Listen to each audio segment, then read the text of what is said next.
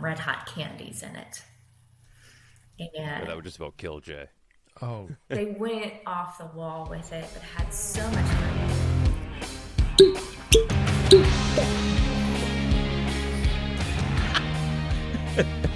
I don't want to talk about how much whiskey I just got on my blazer.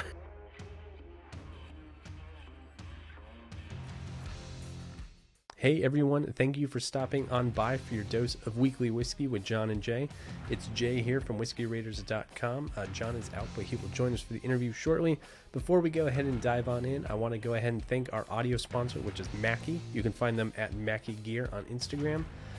Whether you are looking for audio gear, whether you're looking for headphones, mics, amplifiers, they have everything your studio might need. If you're looking to start a podcast, definitely give them a look. With that said, let's go ahead and dive on in tonight. I'm really excited about this episode. We have Alex Castle from Old Dominick Distillery. Really great interview. Loved having her on. We hope that you enjoyed as much as we did. So enjoy, guys. Thank you so much for joining us tonight, Alex. It is great to have you. I'm Jay, joined by John as always. So Alex Castle of Old Dominick. You guys are down in Tennessee, if I'm not mistaken, right? We are Memphis, Tennessee, right in downtown. If you've ever visited, we are like 2 blocks from Beale Street and directly across the street from the world famous Gus's Fried Chicken. Gus's Fried Chicken. All right, whiskey and fried chicken. We are off to a good start. You know, have you always been in Tennessee? What's kind of brought you to Old Dominick? Yeah, so I'm Kentucky born and raised. Grew up in a small town in northern Kentucky called Burlington, just south of Cincinnati, Ohio. Was working at Wild Turkey Distillery for about 4 years as a distillery supervisor when I was approached about the opportunity to help start up Old Dominick. Did I know anyone that would want to move to Memphis and get this thing started? And apparently I was ready to leave Kentucky and move to Tennessee. Wild Turkey is, I mean, that's a pretty big operation to jump from, so it must have been pretty exciting. I really thought that was where I would retire. I really did. I loved the company there and everything about it. Thought that was my dream job. And being approached about the opportunity to start at not just a facility, because I kind of had helped do that at Wild Turkey, but help actually launch a brand and help develop all these products, just everything. I realized that was something that I didn't know I wanted. It was something I would probably never be able to do if I stayed at a Wild Turkey. I didn't know I wanted until I was given the opportunity to do it. Getting in on the ground floor or something and helping build it is definitely something cool. Along that vein, let me take a step back here and ask you the question that I will always want to ask anybody who works in the whiskey industry is, what gets you into whiskey? And I want to follow it up by knowing, what was your brand? Like, what was that first one that you're like, oh, you know what, I really kind of dig bourbon. This is where it's at. So what got me into whiskey, part of me thinks it's being born in Kentucky. My parents took me to Maker's Mark when I was 5 years old. So some of it is, I think, just bred into me. That's inherent. It right? is. But I also just love the industry. I've learned that I just love this industry as a whole, whether it's whiskey, gin, vodka, whatever it is. The beverage alcohol industry is phenomenal. And the whiskey, oh geez, going back to my college days, I guess, I was a Jameson girl, actually. Yes, I loved my Kentucky bourbons. I would drink my Kentucky bourbons, but Jameson was kind of my go-to for a long time. You'll fit right into New England. That's perfect. I love it. That's excellent. I always got to ask that one. I just like to know, especially for the audience, it's one of those things where everybody's kind of like, okay, sure. You like whiskey. You make whiskey. This is your life. But where was the beginning? What was the first piece of the puzzle? So it's good to get that one. I really dig it. Jameson. All right. I dig it. I mean, great choice, obviously. I was Wild Turkey 101 myself, so I'm not a suck up. That's on the record before this interview, but Wild Turkey was my end. So I'm really curious. You got an offer, move on from Wild Turkey, create something for yourself. Old Dominick, what are you guys doing that's interesting, that's special? I know Tennessee is kind of a big state to break into. There's, Mr. Daniel Jack is kind of in your backyard, like glaring down at you. But, what are you guys doing at Old Dominick that is interesting, that captivated you? And, how did you kind of put your touch on what's going on there? I'd like to think at Old Dominick that we are following the tradition of whiskey, specifically American whiskey. That's something I learned at Wild Turkey was there is a very, very deep tradition to this industry, and for good reason. So everything we do, we try to honor that tradition while also kind of putting our spin on it. So we have, our bourbon. Yes, we make a bourbon in Tennessee, but it's a high rye bourbon. It's one that I think is the highest rye mash bill as far as bourbon goes in the market. It's 44% rye. So we're kind of pushing the balance of what a bourbon is versus a rye whiskey, and so taking it that extra step. Our wheat is a very, very high wheat content. So just kind of pushing the boundaries on those definitions while very much observing the tradition and the history that defines our category. And then of course we also make vodkas and gin, so we're also kind of going outside the box by producing those products as well.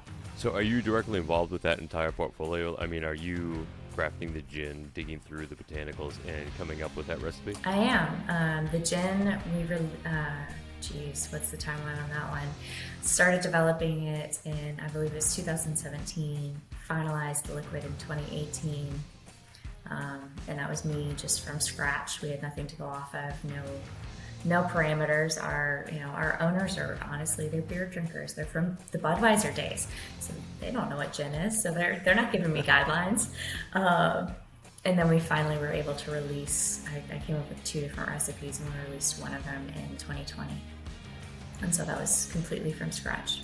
So yeah, that's a combination of fun and scary at the same time, right? Absolutely. It was terrifying.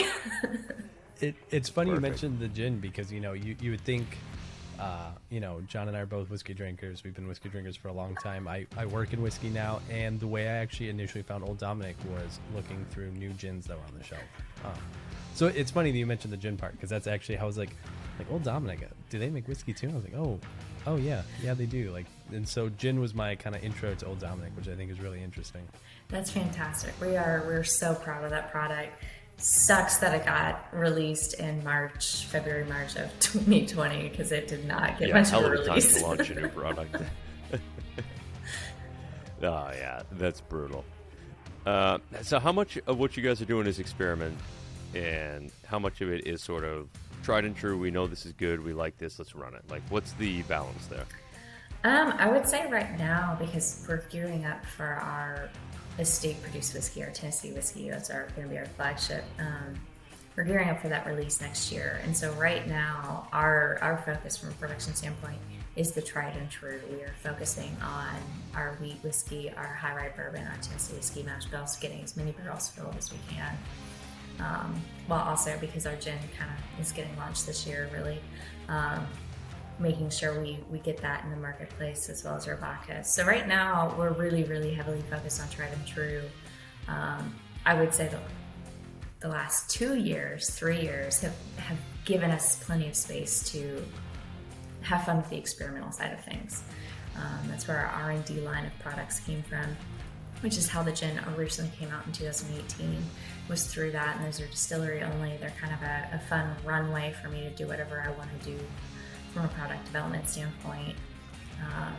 And it also, for the last 2-3 years, spent a lot of time developing product for our bar. In Tennessee, as a distillery, we're allowed to serve cocktails, but we have to make every drop of alcohol that goes into that drink. And so I thought it was interesting having to learn to make vodka coming from the bourbon world. And then it was doubly interesting having to learn to make gin. And then when it came time to, we're allowed to have a bar, now I need to make absinthe and Fernet and Amaro and orange carrots, all of these things. So that was a huge focus for the last 2 years or so. So we're kind of almost in a lull right now on the creativity side, while we just focus on getting our whiskeys in the barrel so that we're ready for that launch. Yeah, take a breath after cooking up all that crazy shit, right? It was a little exhausting. Wow. And it's funny you mentioned that too, because that's kind of a segue to a question I had for later in the evening, which is why the hell are you guys making Fernet? But that totally explains it.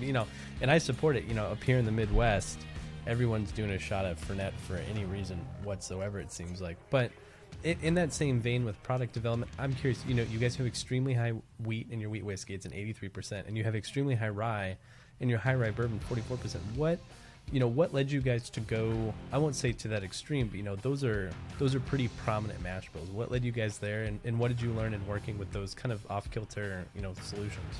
We needed to differentiate ourselves.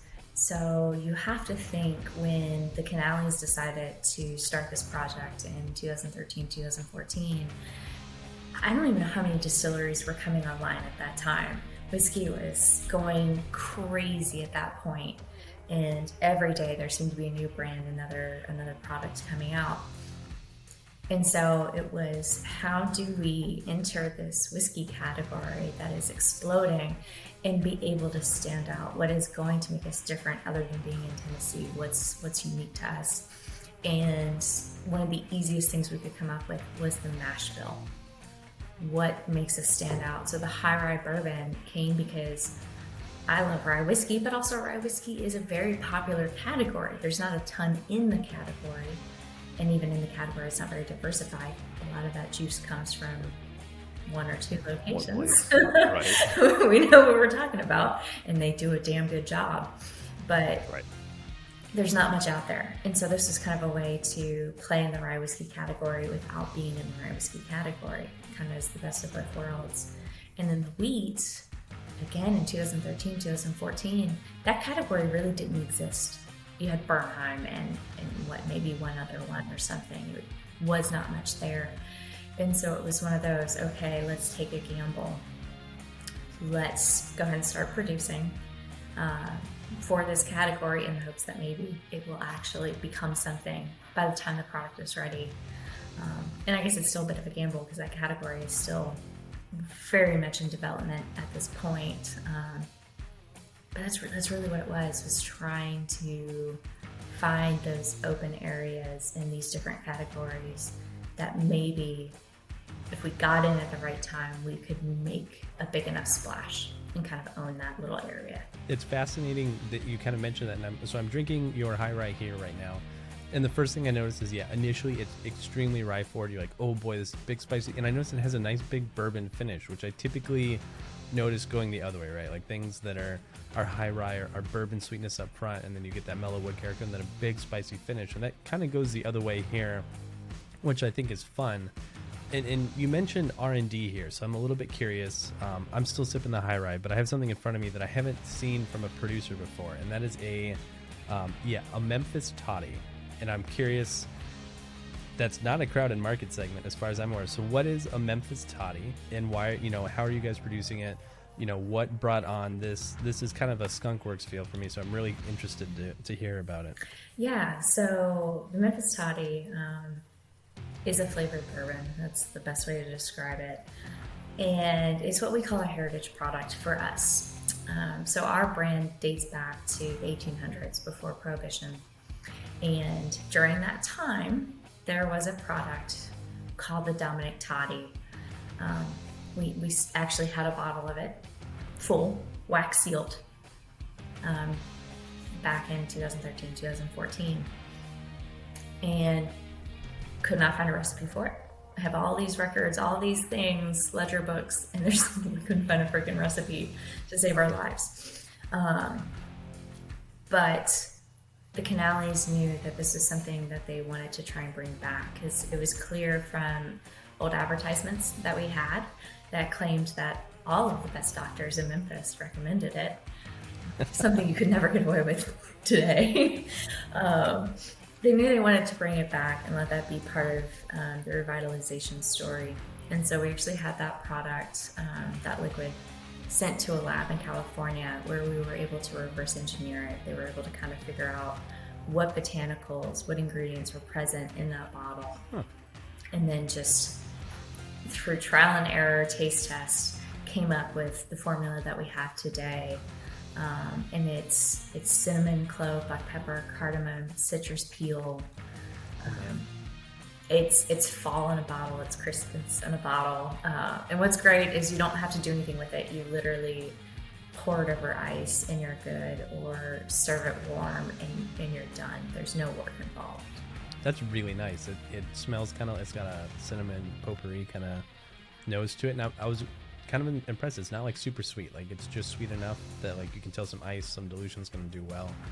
Wow, this is well timed given that it's finally cold here in Wisconsin. At least I'm sure it's been cold for months by May. Right? Well, I mean, and as we start to turn the corner here and close out the year a little bit, start getting into the holiday season, I want to talk a little bit about the all the cookies out of the R&D line. Come on, like you got the toddy, you got the cookies. Like, be honest here, Alex. Are you just really trying to make dessert whiskeys to make me fall in love with everything coming out of Memphis? Yes.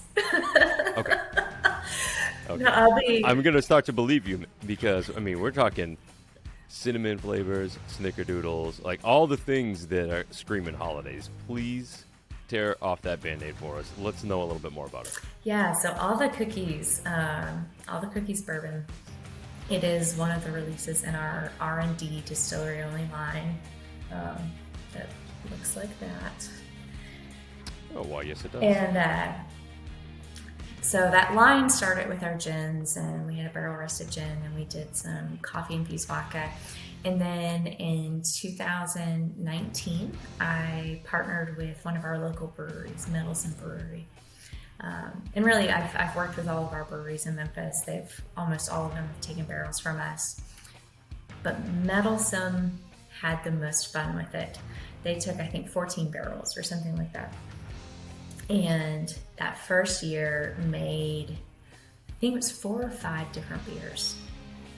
And with the exception of one, they were all 1 barrel's worth.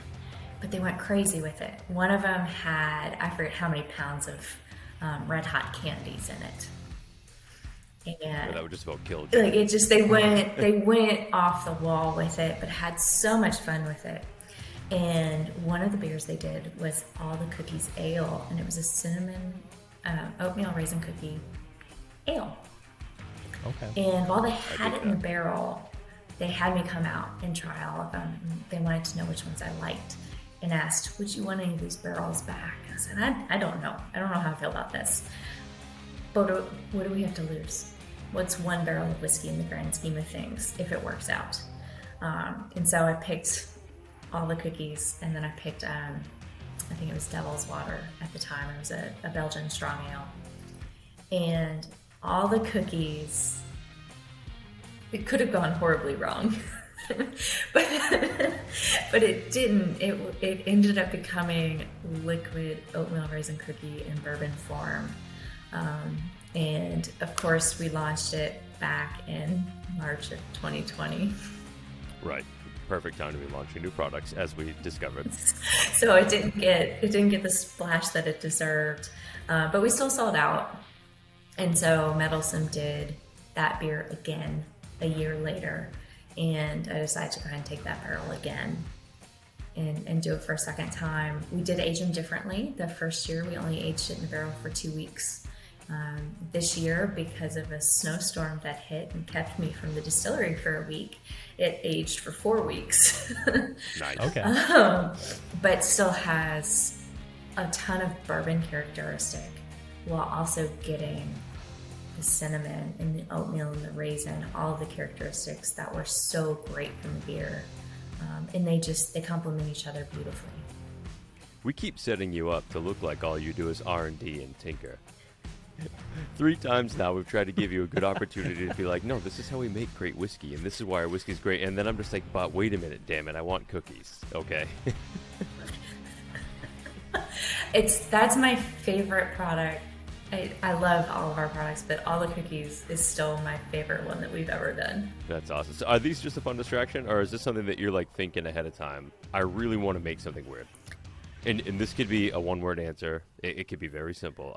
I gotta know. It's really distraction. It's something fun for my team because when we taste the barrels as they're aging, I have my team join me, my production team, and we just stand around and we're like, okay, is this good? Oh no, that's crap. We need to let it go longer or dump it down the drain.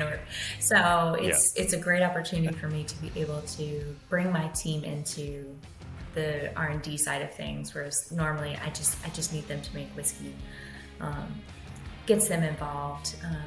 But it's a super easy way for me to feel a little bit creative while I'm having to focus so much on just large volume, standard production stuff. It's cool that you mention bringing in the whole team and kind of working with them. So I'm curious, what does your team look like? And are you also involving them? On the side, you guys have stood up a single barrel project. How are those, barrels different than what you guys are releasing in your core line? My production team right now, we're looking to grow it, but right now we have 5 production assistants.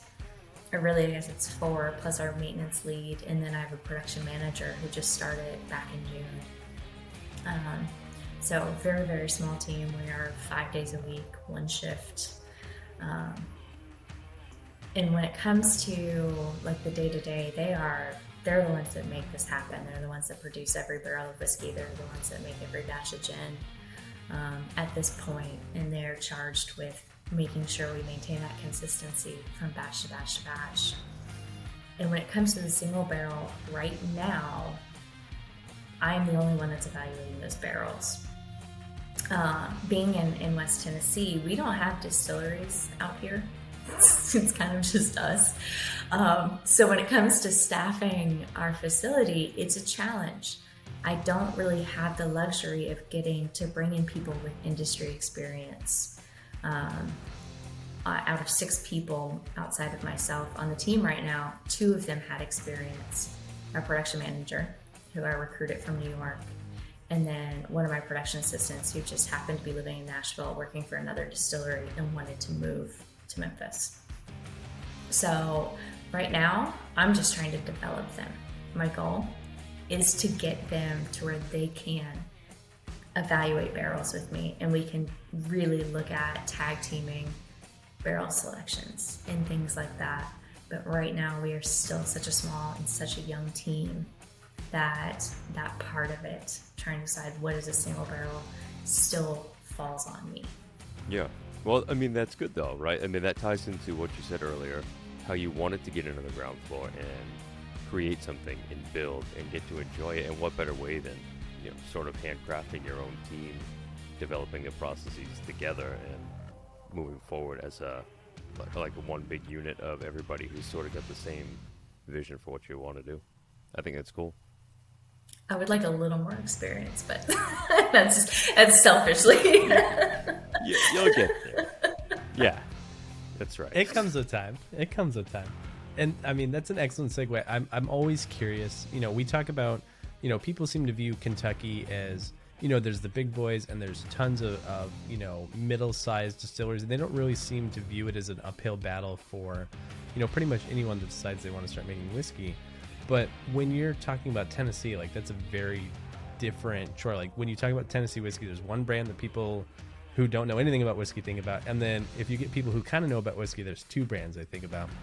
And and I think that it's clear that Old Dominick is hoping to become one of those names. But what, other than staffing, has been a big challenge of bringing up a brand in Tennessee? Are people ready and refreshed for more Tennessee whiskey that isn't Jack Daniels or Dickel? So I think one of the first hurdles we have in trying to do a Tennessee whiskey is that category is so small and so underdeveloped.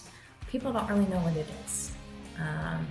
And Jack specifically is a very, very identifiable flavor profile. It's not for everybody. People love it or they don't.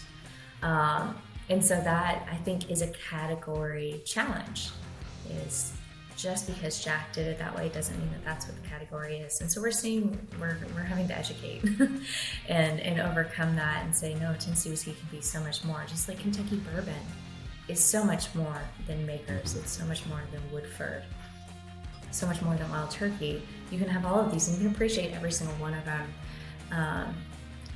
We're having to try and get the consumer to feel that way about Tennessee whiskey. It's going to take some time because there's not very many of us doing Tennessee whiskey.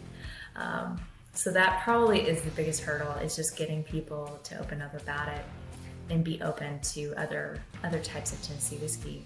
But then you also have the hurdle of Kentucky and bourbon. Right. And people looking at people in Tennessee saying, you can't be doing this. Like, it's... Right, everybody knows bourbon can only be made in Kentucky. the number of times I've had to correct people on doors. They want to argue with me, and I'm like, I'm from Kentucky. I know my bourbon. Dude, I do this. I know what I'm doing. But overcoming that, even like, oh, you're in Tennessee, you don't know what the hell you're doing down there. Come on. We've got some distilleries down here that make phenomenal products beyond Jack and beyond George.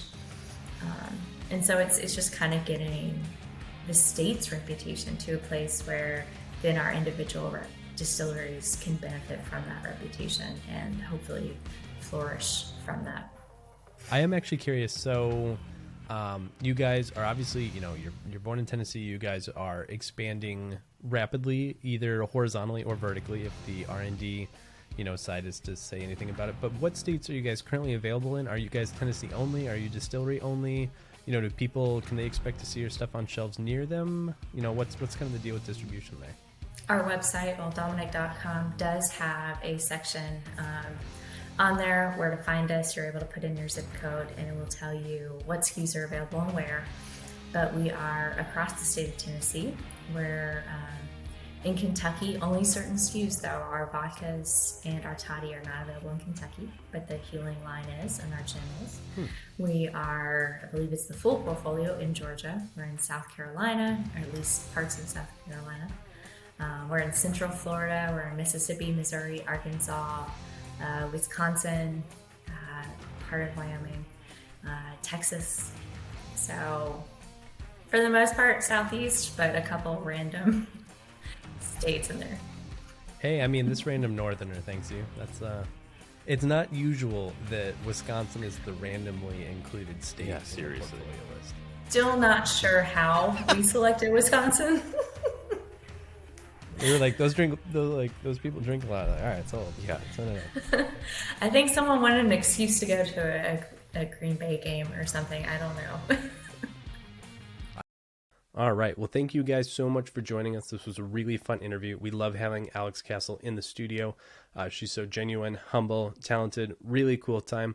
Before we go ahead and sign on off, I wanted to thank our audio sponsor for this episode, Mackie. You can find them at MackieGear on Instagram.com.